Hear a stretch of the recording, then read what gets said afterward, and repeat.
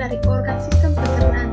Yang pertama ada mulut, kerongkongan, lambung, usus halus, usus besar, dan anus. Yang pertama, rongga mulut. Proses pencernaan dimulai di dalam mulut, tempat terjadinya pencernaan mekanik dan kimiawi. Mulut berfungsi mengunyah makanan menjadi halus agar mudah dicerna. Di dalamnya terdapat organ-organ pelengkap yaitu lidah, gigi, kelenjar, dan urar.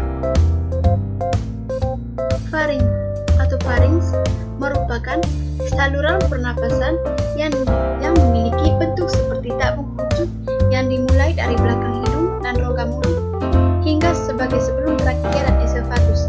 Bagian awal hingga akhir pharynx semakin menyempit sehingga menyerupai corong. Pharynx juga diartikan sebagai hulu tenggorokan yang merupakan percabangan dua saluran, yakni saluran pencernaan atau oropharynx yang menghubungkan mulut kerongkongan dan saluran pernapasan, atau nasopharynx yang menghubungkan hidung atau tenggorokan.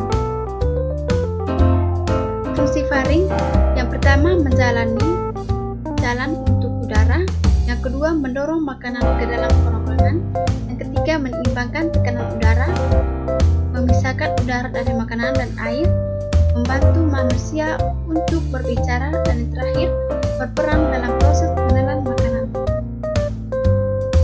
Yang ketiga, esofagus. Esofagus dapat diartikan sebagai organ pencernaan yang memiliki bentuk seperti tabung berotot di mana fungsi esofagus ini yaitu membawa makanan dari mulut ke lambung.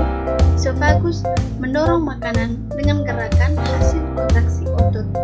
Gerakan kontraksi otot dalam esofagus untuk mendorong makanan disebut gerakan peristaltik.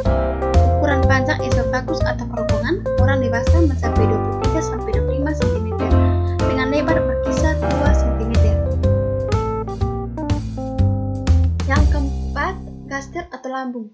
Lambung adalah organ berotot yang ada di bagian kiri atas perut, di antara kerongkongan dan usus kecil, berfungsi untuk mencerna makanan. Lambung merupakan organ terpenting pada sistem pencernaan untuk menguraikan dan mencerna makanan. Otot lambung terus berkontraksi serta menghasilkan enzim pencernaan dan asam lambung makanan. Makanan yang telah dicernakan akan dikirim ke usus kecil. Lambung terletak di bagian perut atas di tengah-tengah antara esofagus dan usus berbesar atau duodenum. Berdasarkan bentuknya, lambung dibagi menjadi 5 bagian yaitu kardiak adalah bagian lambung yang berhubungan langsung dengan esofagus. Bagian ini berbentuk seperti tabung kecil yang sempit. Yang kedua, fundus adalah bagian yang berada di atas badan lambung dan berbentuk kubah. Yang berikut, badan lambung. Badan lambung merupakan bagian yang terbesar dan utama dari lambung. Yang berikut, anterom adalah bagian di bawah lambung yang menampung makanan sebelum dilepaskan ke usus halus. Yang berikut, pilorus adalah terowongan yang menghubungkan lambung dengan usus halus. Yang kelima, usus halus. Usus halus adalah organ berbentuk saluran panjang 3-5 meter yang menyerap zat gizi dari makanan serta menjalankan sejumlah fungsi lainnya pada proses pencernaan. Usus halus terdiri dari beberapa bagian dengan kegunaan masing-masing. Proses pencernaan dan penyerapan makanan dalam usus halus dibantu oleh gerakan peristaltik.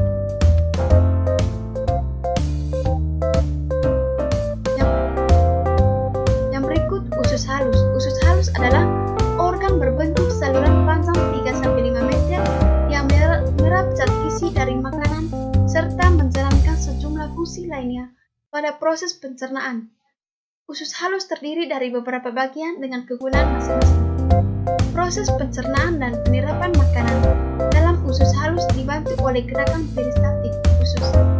Gerakan peristaltik terjadi akibat kontraksi dan relaksasi dinding otot usus halus sehingga menghasilkan gerakan seperti gelombang.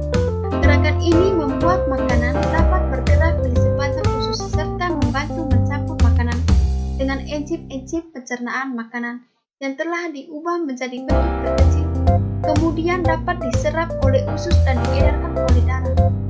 Duodenum, jejunum, atau ileum.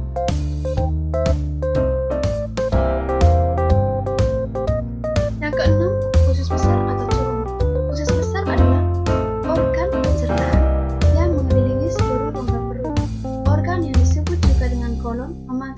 cecum, kantung yang menghubungkan ileum atau ujung usus kecil dengan kolon sampai ke anus.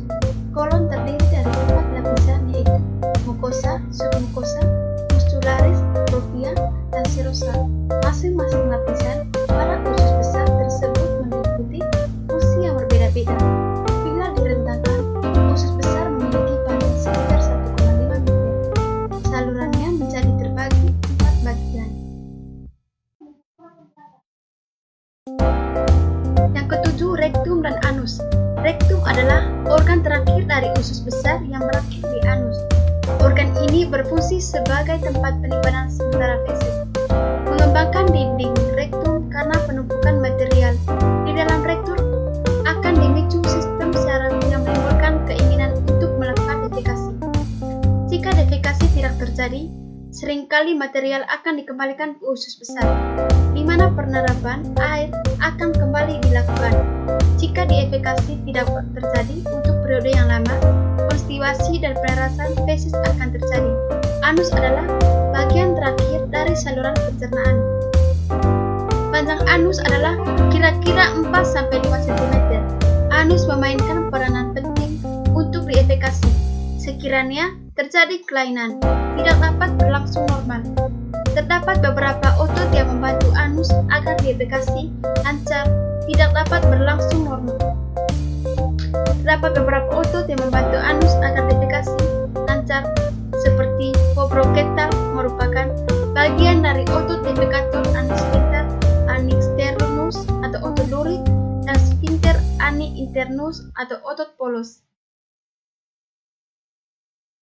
Organ tambahan sistem pencernaan. Yang pertama, gigi adalah bagian kecil yang terdapat di rahang atas atau bawah. Setiap gigi tertanam di dalam gusi, akarnya menembus garis gusi dan masuk ke tulang rahang. Jika ditotal dari tulang rahang atas maupun bawah berjumlah 32 gigi.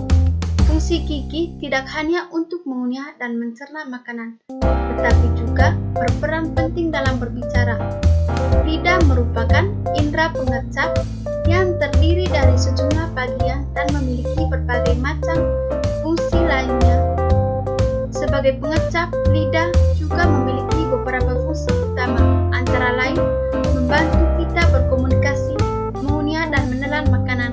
Untuk menjelaskan fungsinya, lidah dibantu oleh sejumlah otot dan saraf yang langsung terhubung ke otak.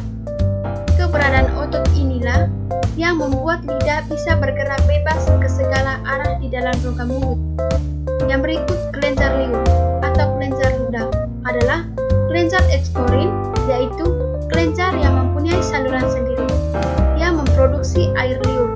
Kelenjar ini juga menekresi amilase, enzim yang memecah karbohidrat menjadi maltosa. Yang berikut kantung empedu merupakan sebuah organ kecil berbentuk seperti buah pir yang berfungsi sebagai tempat penyimpanan cairan empedu. Cairan berperan penting dalam proses pencernaan. Pada manusia, panjang dari organ ini ialah sekitar 7-10 cm, berwarna hijau gelap dan terhubung dengan hati serta usus 12 jari duodenum. Kantung empedu memproduksi sekitar 600-1200 ml.